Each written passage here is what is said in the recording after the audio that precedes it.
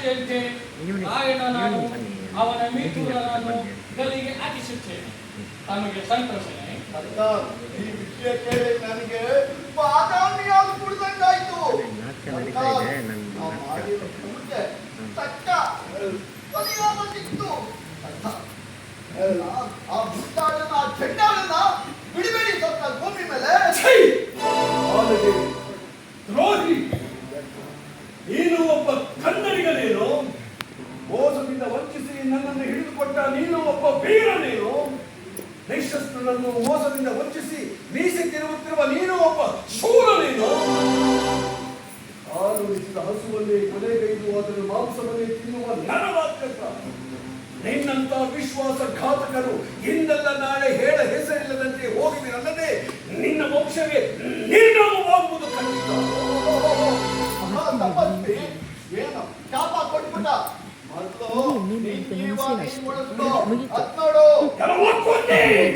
Patience ಇಲ್ಲ. ಇನ್ನೊಂದು 3 ಹಾಡು ಇತ್ತು ಮುಗಿತೀವಿ ಲಾಸ್ಟ್ ಮೊದಲಿಗೆ ಕೊಡ್ತೀವಿ ಅವಕಾಶ. ಒಂದು ಜಲಲ ಇನ್ನೊಂದು ಬಣ್ಣ ಬಣ್ಣ ಕೊಡ್ತೀನಿ. 2 ಹಾಡು ಬಿಡ್ತಾ ಇರಲ್ಲ. 5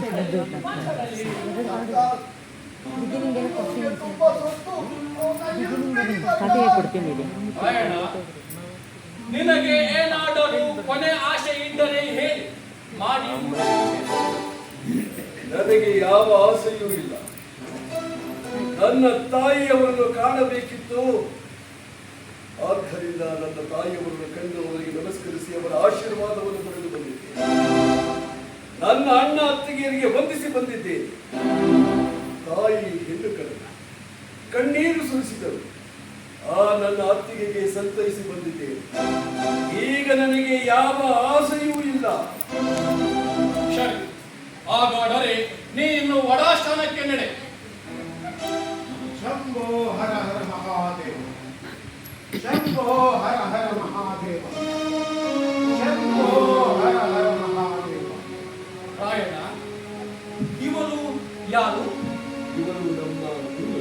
ಓ, ಗುಲಗಲು ಗುಲಗಲು ಗುಲಗಲೆ, ಮಾತಾಡಿ ಮಾತಾಡಿ, ಕೊನೆಯ ಮಾತಾಡಿ. ನಿನ್ನನ್ನು ನಾನು ಒಬ್ಬಂಟಿಗನಾಗಿ ಬಿಟ್ಟು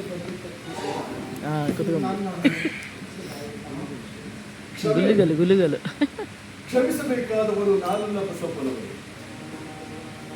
ಆ ಪರಮಾತ್ಮ ನಾನೇನು ಅನ್ಯಾಯ ಮಾಡಿ ಮೋಸ ಮಾಡಿ ಕಾಸಿಗೆ ಗುರಿಯಾದವನಲ್ಲ.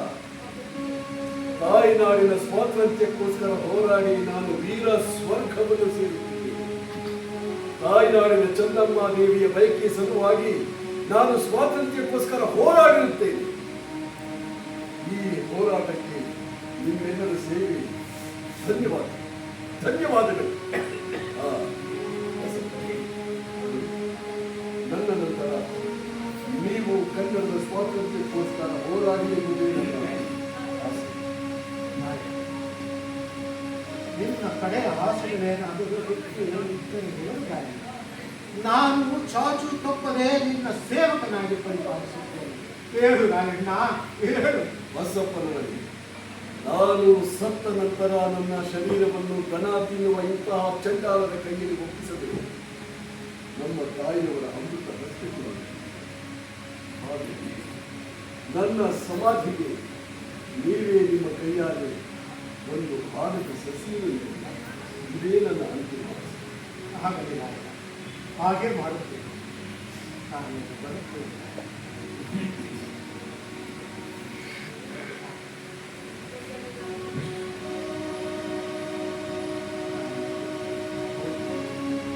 ಶಂಭೋ ಹರ ಹರ ಮಹಾದೇವ, ಶಂಭೋ ಹರ ಹರ ಮಹಾದೇವ, ಶಂಭೋ ಹರ ಹರ ಮಹಾದೇವ. ಕಲೆಕ್ಟರ್ ಸಾಹೇಬರೇ, ಇನ್ನು ನಿಮ್ಮ ಕಾರ್ಯವನ್ನು ಮುಂದುವರಿಸಿ. ಯಾರಲ್ಲಿ ಆ ಮುಸುಕಿನ ಚೀಲವನ್ನು ತೆಗೆದುಕೊಂಡು ಬಾ. ಯಾಕಂದ್ರೆ ನಿನ್ನ ಕಣ್ಣಿಗೆ ಅಲ್ಲಿನ ದೃಶ್ಯ ಕಾಣಬಾರದೆಂದು ಅದನ್ನು ಹಾಕಿಸುತ್ತೇನೆ. ಪ್ರಪಂಚ ಏನು ವಿಚಿತ್ರ. ಹಗ್ಗದಿಂದ ನನಗೆ ನೇತು ಹಾಕಿ ಅದನ್ನು ಕಣ್ಣಾರೆ ಕಂಡು ಮನಸಾರೆ ಧರಿಸುವುದು ನೀವು. ಅದನ್ನು ಹಾಕಿಕೊಳ್ಳಬೇಕಾದವರು ನಾವಲ್ಲ. ಏಕೆಂದರೆ ನಾವು ಸಾಯುವಾಗ ಮೃತ್ಯು ನಮ್ಮ ಕಣ್ಣಿಗೆ ಕಾಣುವುದಿಲ್ಲ. ಅದನ್ನು ನೋಡಬೇಕಾದವರು ನೀವು.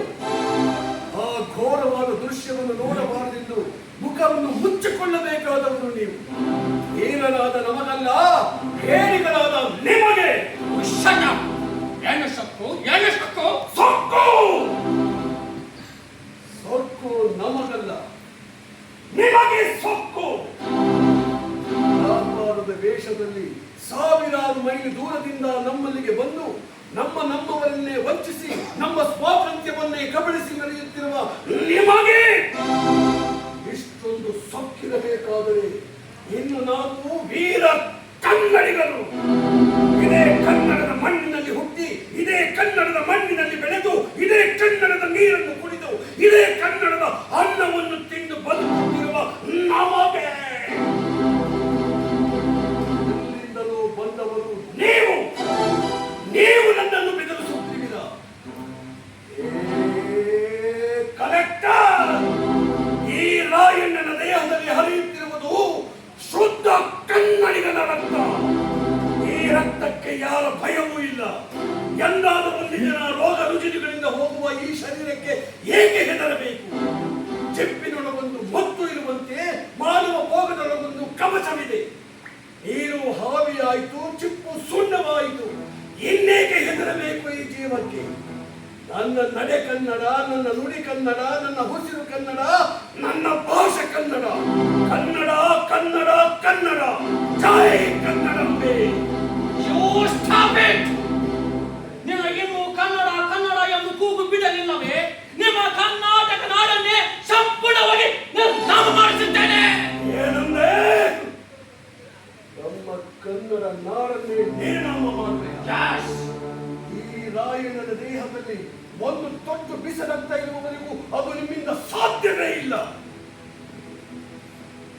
ಸಾಧ್ಯವಿಲ್ಲ. ಕನ್ನಡ ವೀರರೇ, ಮುಂದೆ ನುಗ್ಗಿ ಒಬ್ಬೊಬ್ಬನು ಪ್ರಳಿಯ ರುದ್ರನು ಈ ಧರೆಗೆ ಇಳಿದು ಬಂದನ ಎಂಬಂತೆ ಕದನ ಮಾಡಿದೆ. ರಣರಂಗವೆಲ್ಲ ಕೆನ್ನೀರ ಮುಳುವಾಗಲಿ, ಹರಿಗಳ ಆರ್ಥನಾದ ದಿಕ್ಕು ದಿಕ್ಕಿಗೆ ಹರಡಲಿ.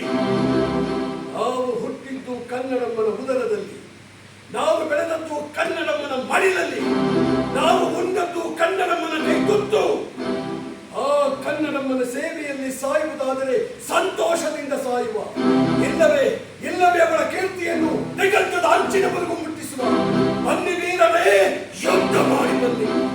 ಸತ್ತರೆ ವೀರ ಸ್ವರ್ಗ, ಬದುಕಿದರೆ ಸತ್ಕೀರ್ತಿ.